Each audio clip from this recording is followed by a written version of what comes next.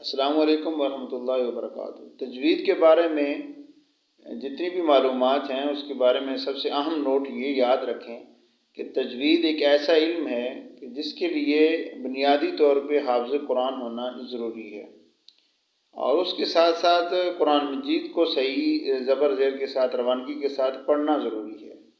تیسرے نمبر پہ یہ بات یاد رکھیں کہ تجوید ایک ایسا علم ہے کہ جو کہ کیسٹوں سے یا کتابوں سے براہ راست نہیں سیکھا جاتا، بلکہ کسی ماہر استاد کے پاس بیٹھ کے سیکھا جاتا ہے۔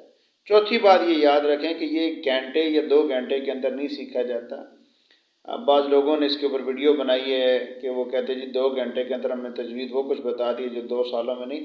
اس کا باقاعدہ 2 سال کا کورس ہوتا ہے، اور اس کے اندر درسی کتابیں جو کسی شیخ ماہر سے پڑھی جاتی ہیں اور پھر عملاً اس کی پریکٹس کی جاتی ہے، تب جا یہ تجوید آتی ہے۔